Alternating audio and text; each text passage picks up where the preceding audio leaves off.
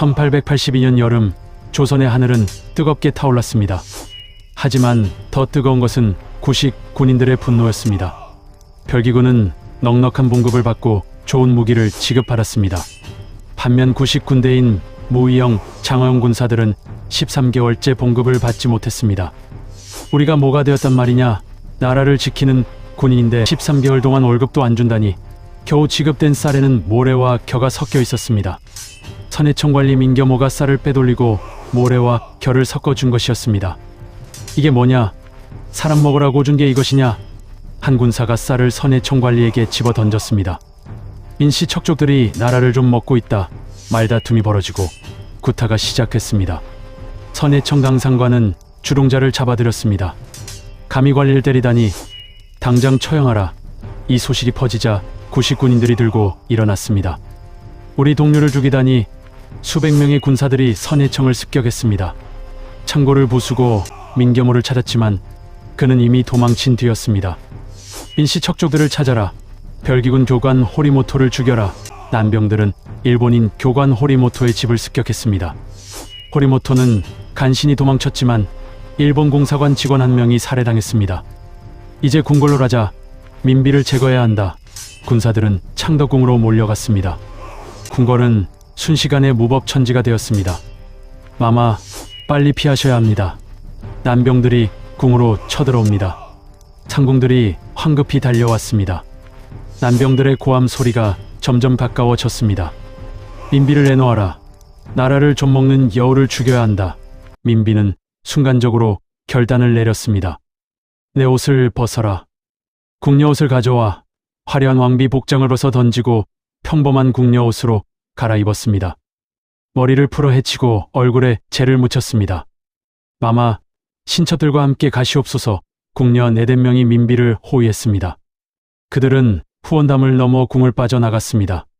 저기 여자들이다. 그 중에 민비가 있을 것이다. 난병 몇 명이 뒤를 쫓았습니다. 민비 일행은 필사적으로 도망쳤습니다. 어둠 속을 헤매고 개천을 건너고 산길을 올랐습니다. 왕비의 발은 피투성이가 되었지만 멈출 수 없었습니다. 새벽녘, 민비 일행은 겨우 장원에 도착했습니다. 그곳에서 민흥식의 도움으로 충주로 향했습니다. 충주 민씨 집안 사람들이 민비를 숨겨주었습니다.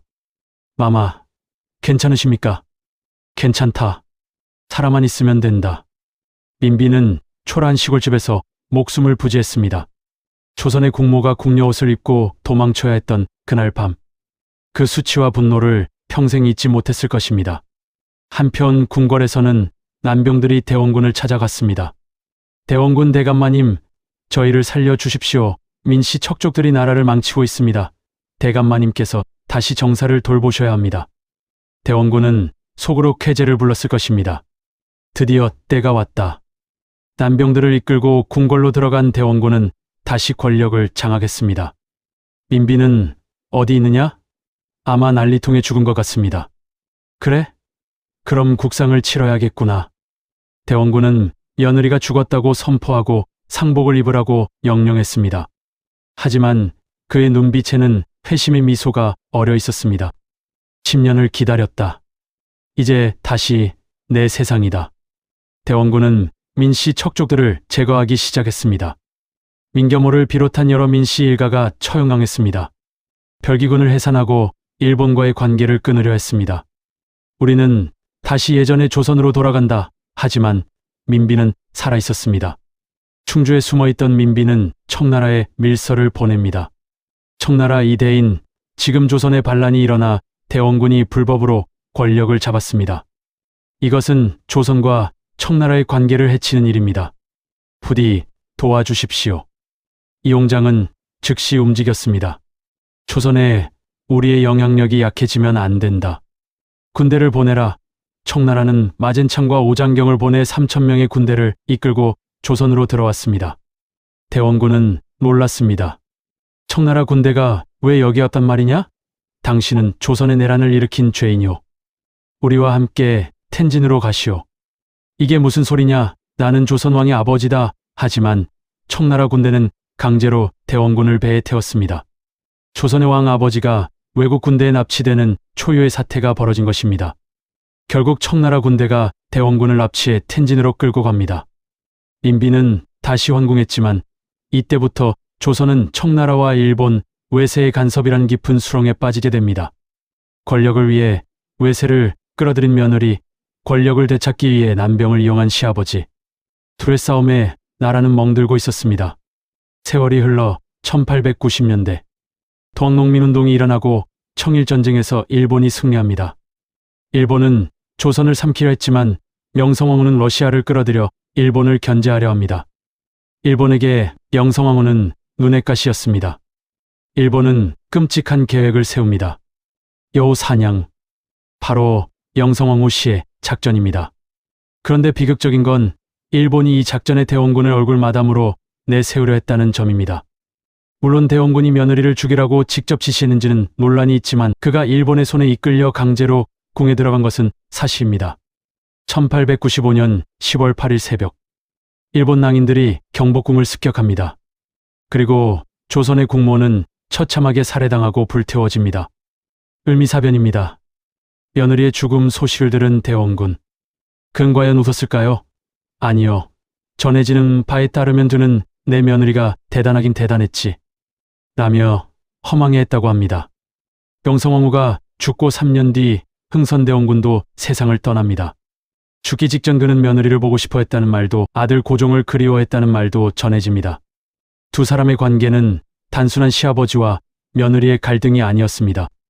왕권을 지켜 나라를 구하려는 구시대의 신념과 외교와 개방으로 살아남으려 했던 현실적 욕망의 충돌이었습니다. 만약 두 사람이 손을 잡았다면 어땠을까요? 대원군의 강력한 추진력과 명성황후의 뛰어난 외교술이 합쳐졌다면 조선의 운명은 바뀌었을까요? 역사의 수레바퀴 아래 짓눌린 두 천재 정치가의 비극. 오늘 우리가 기억해야 할 것은 그들의 싸움이 아니라 그 분열이 가져온 뼈아픈 교훈일 것입니다. 우리는 지금까지 30년에 걸친 시아버지와 며느리의 숨막히는 권력 투쟁을 지켜봤습니다. 1860년대 쓰러져가는 왕조를 일으켜 세우려 했던 호랑이 대원군. 그리고 1890년대 격변하는 세계 정세 속에서 줄타기를 하며 생존을 모색했던 여우 명성황후. 결국 이 전쟁의 승자는 누구였을까요? 냉정하게 말하면 승자는 아무도 없었습니다. 대원군은 그토록 지키고 싶어 했던 왕실의 권위가 땅에 떨어지는 것을 살아서 지켜봐야 했습니다. 자신이 세운 왕은 무력했고 자신이 중건한 경복궁은 일본군에게 유린당했습니다. 심지어 며느리가 이방인의 칼에 죽임을 당하는 비극 앞에서도 그는 무력했습니다. 권력을 되찾기 위해 일본의 손을 잡으려 했던 순간 그는 이미 자신이 그토록 경계했던 외세의 장기판 말이 되어버린 셈이었으니까요. 그렇다면 명성황후는 어땠을까요? 그녀는 시아버지를 몰아내고 권력을 잡았지만 그 권력을 유지하기 위해 너무 많은 것을 희생했습니다.